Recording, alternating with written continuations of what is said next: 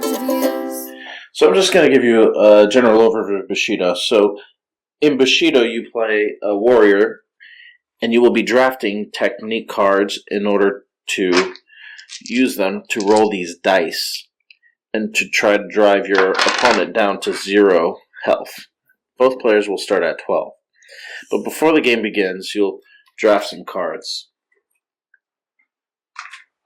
The way that's done is we have a deck here of technique cards. So you give that a shuffle. We'll put down 4 here. And then we'll decide randomly who gets to draft cards first. Whoever decides to draft first will actually strike second during the duel. So this part is called the training phase. So the person who drafts first will draft one of these 4 cards, and the other player will draft one out of the remaining 3, and then the other 2 get discarded, and then we'll do that again. These technique cards, if you look at them closer, have information that you'll need to know. This number right here is the color and number dice that you will roll during the duel phase. This is the school that it belongs to, so this is a shadow school called the Mumashi Strike. It lets you roll 2 red dice. And here's the ability of the card. During gameplay, this card will have this ability here. This one says if there are no hits against you, you will deal 1 damage, and then you can spend this token to deal an additional 2 damage. And I'll explain how that works once we get to the dueling phase, but just to let you know that that's the way the card is designed. And so as we draft cards here like this, maybe this gets discarded, we'll put out 4 more.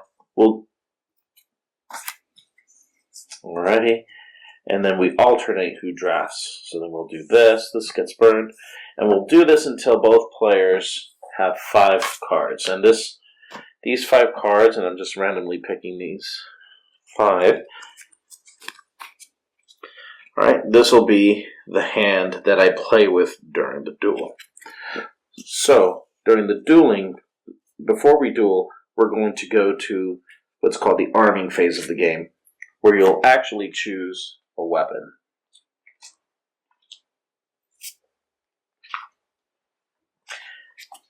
In the base game, comes with these 4 weapons. And these weapons are important because they also have special abilities that trigger depending on what guard you're on. Now this mat has several bits of information. This is where your weapon will go. So let's say I chose a katana here. Okay. Both players will secretly actually put this down, face down. And once we've done that, we'll choose a guard here. And this guard is important because this also adds particular dice to your dice pool during the duel. So we both put our cards down. Then the player who's going to strike first will choose which guard they're going to be in, if they're going to be in high, middle, or low. Then the second player will choose, and then we both reveal our weapon. And now it matters during the duel what guard you're in, because this guard is tied to the ability of your card. So this katana here, we can take a look. When in high guard, you have this ability which says when you resolve 3 hits or more, you roll 1 red die. If we were in middle guard, we would use the middle ability is always active, which says when you use a Tori symbol, result, to focus, gain a rage token. So that's how that kind of is prepared. Once we've done this, we're ready to we don't use these for the rest of the duel. Pick up our 5-card hand, and now we're ready to play the game. So to play the game is very simple. On the player mat, there's a turn order here, which tells you exactly what you need to do. And these steps, each player will go through all 6 steps, and then the next player will go. And it's very straightforward. The first thing you do is you want to play a technique card from your hand, which is one of these 5, or change your guard. If you play a technique card, you just choose one of the cards in your hand and you place it here in this technique spot. When you continue to play in subsequent turns, you'll be playing more cards from your hand. If you decide to change your guard, let's say I wanted to change from high guard to middle guard, then all cards that have been previously played go back into your hand, and you'll receive this rage token, and this rage token goes right here. And this can be used later for things. There's a token limit. The token limit is how many tokens your weapon can actually take. So this katana can take 2 token weapons. Or, sorry, not weapons. 2 tokens, period. Which are these things. These are armor tokens, which help you defend hits. And these are Tori tokens, which help you reroll dice and other abilities. So, since we started with the katana before the duel even starts, we'll put it on 2 armors right here. Alright, so now I'm going to take the first turn of the game. I'm going to play this lightning strike. This lightning strike lets me roll 3 red dice, and I can spend up to 3 Tori tokens, and I can deal 1 damage for each token spent. Nice. So I do this. So now I'm going to collect dice equal to the number here, which I roll 3 red dice. And my guard lets me roll 1 red die and 1 gray die. So lightning strike will let me put down 3 red dice. And my middle guard lets me roll a red and a gray, which I have right here. The next part of my step is to roll dice. So I'll roll these dice. And these are the results that I have from my dice. Now there's 4 different results. There's this result here, which is a hit. It just looks like a slash mark there. There's also this Tori symbol, which has a special effect. There's this armor symbol here, which looks like the armor token. And then there's this symbol, which is an evade. So in our example here, this is what I actually rolled, which means 4 hits. So now my opponent here is going to receive 4 hits. So on his mat here, he's going to mark 4 hits. Now he'll have at the end of his turn an opportunity to reduce this damage.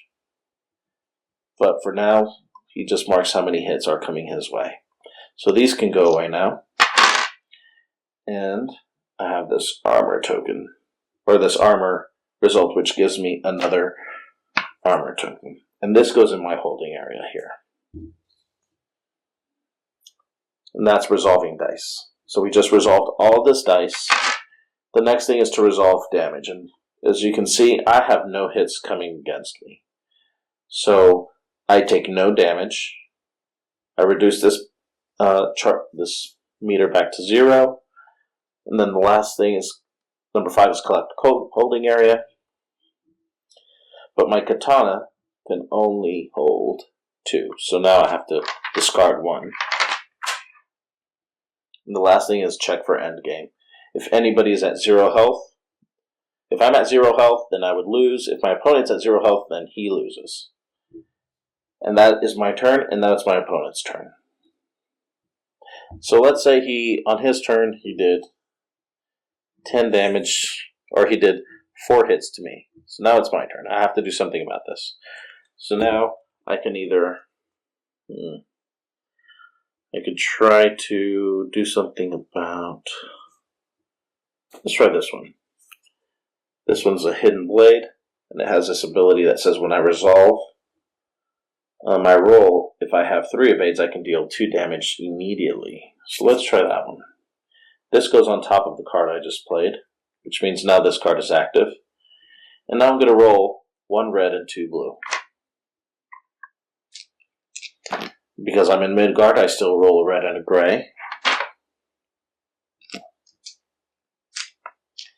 And let me pay attention to this, my ability in Midgard, which says this. When you use a Tory result to focus, you gain a rage result. Let's see what happens here. Excellent. So now this is a focus. This is a Tory result. I can do two things with this die. When I resolve it, I can either take this token, and this token lets me activate other cards. Cards such as this one, which says if I spend a Tory token, I can gain a rage. So if I have this token in my my pool here, I can use it to, when I play this card, I can actually use it to activate this ability. The other thing I can do with this token is I can use it to reroll dice. So that's another way to be able to control what your results are for those dice. So for now, I think what I'm going to do with this is if I decide not to take the token, I can choose to strike. And strike is cool because all that means is I take this die, I take another red die from the supply, and I roll both of these. So it's an exploding dice, essentially. So I'm just going to keep on doing that because I'm awesome. 3 hits. These 2 dice give me armor tokens. So I'm going to take these 2, put them in my holding area.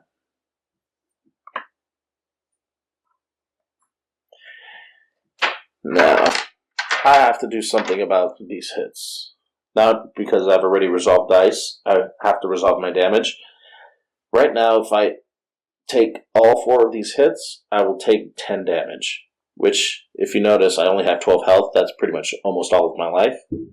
So what I want to do is I'm going to want to reduce this number. I can reduce it in one of 2 ways. If I would have gotten this result, I could resolve this die, this evade, and reduce it by 1 for each result. But I don't have that. Instead, I'm still here. I can also spend an armor token to reduce it by 1. So I'm going to do that. I'm going to reduce it by 2 here, which puts me at this point. There's nothing else I can defend with. And now I take 3 damage. So now I'm down to 9.